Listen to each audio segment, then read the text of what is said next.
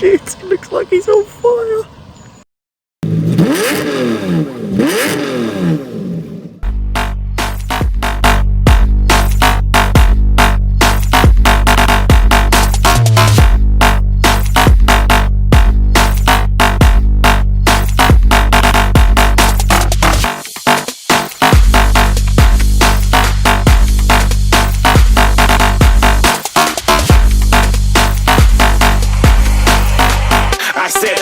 Too far. American muscle, something I know nothing about whatsoever. Got the keys, let's take it for a quick drive.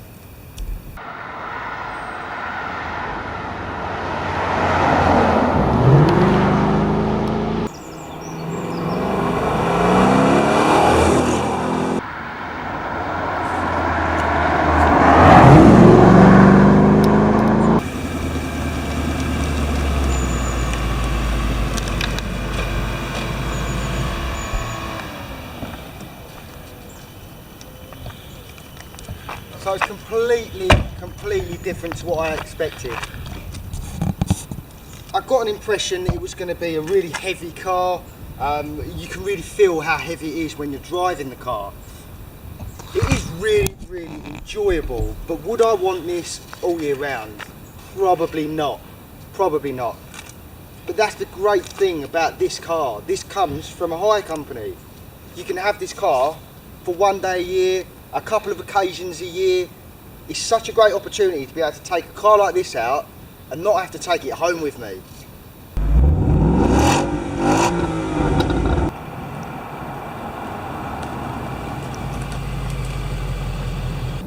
So before we got this car, I'd done a bit of research into what Mustangs would drive like, what they're like to live with, and realised that people were saying that, you know, they're not very economical, they're very uncomfortable, and they don't handle very well. This car was designed and built by Ford for the 21st century. Now this is a 21st century 2016 Mustang. So of course it comes with apps. Of course it does. We're a nation, we're a world that loves an app. The car's got so many apps, I was completely confused with what does what. But learning it after a short amount of time, it's fantastic. Not only has this car got 3 driving modes, it also has apps, for example, like we all know, Line Lock, which, let me tell you, is fantastic. It handles very well, and look at these seats, they hug you, they're so comfortable.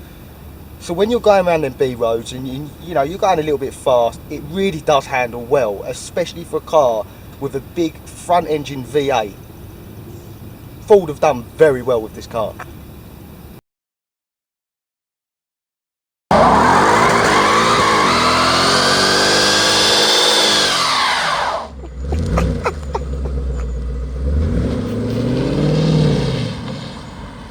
Shit, it looks like he's on fire.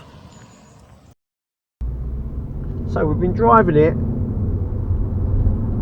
for a little while now, about 24 hours. I've got pretty used to it, and the one thing I'll never get bored of is that sound, that roar, and I'm hoping it comes out on camera. Yeah, that.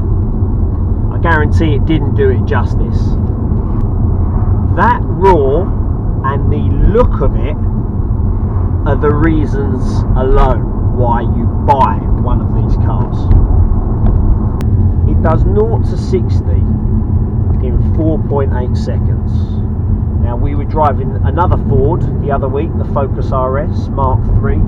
Now that is quicker.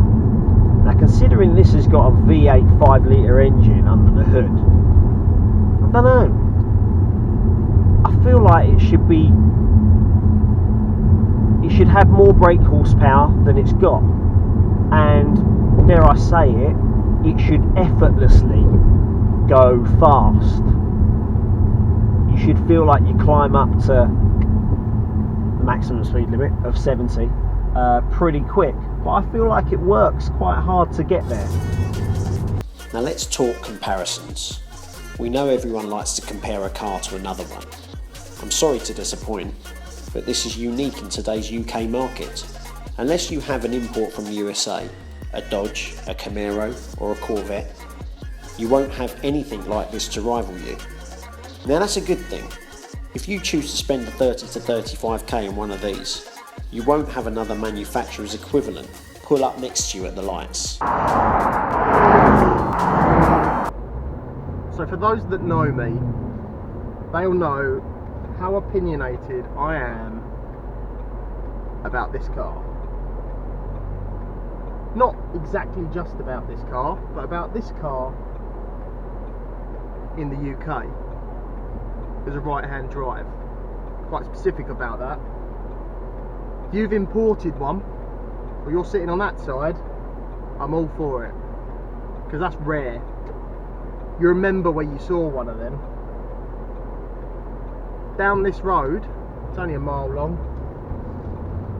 one works at the other end. And then there's this one. I don't want that from a Mustang. I want to remember where I saw it.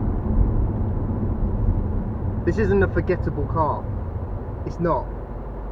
And I hope in Ford bringing it over here that they haven't made it that way. I hope people remember this car.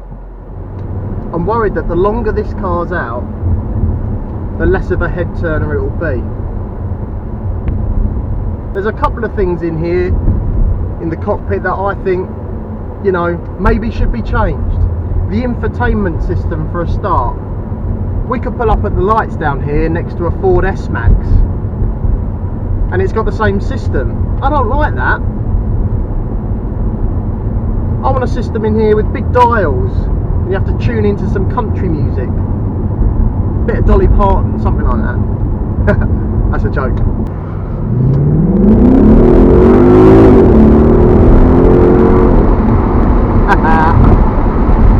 Beat that for noise. I don't think you can. That's so good. A big American V8. Love it. Now I've driven a big American V8 before. I've driven a Camaro over in Florida and it was great fun. Great fun. Mainly because all the roads were straight. Driving this over here, you know it's an American car. It feels heavy. Not sluggish, because it's quick. It's not rapid, but it's quick. It's just, when you go around a bend,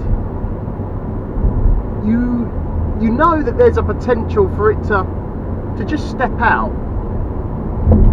I don't know if that's because it feels heavy, or because it's, you know, it's a Mustang and that's what it's gonna do.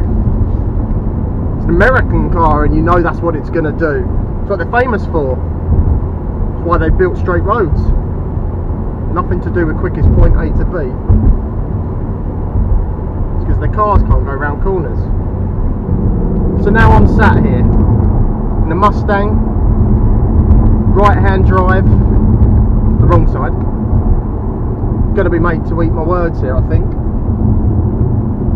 First opinion, the noise. It's fantastic. It's so loud. I love it. It's a head turner. Driven down the high street and people are looking. Had that woman with the photograph as well. That's weird. Not many cars have got hooligan settings.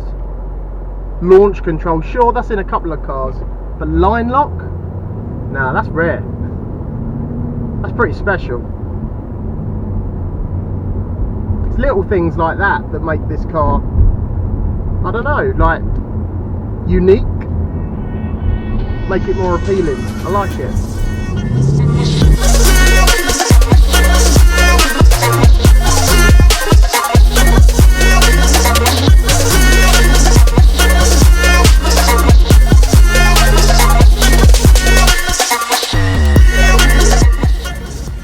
Yep. Mm-hmm.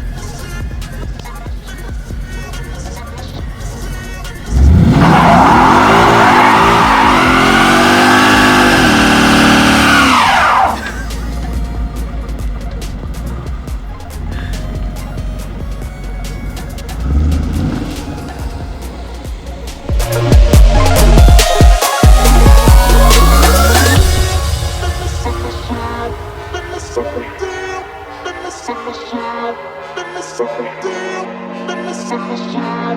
me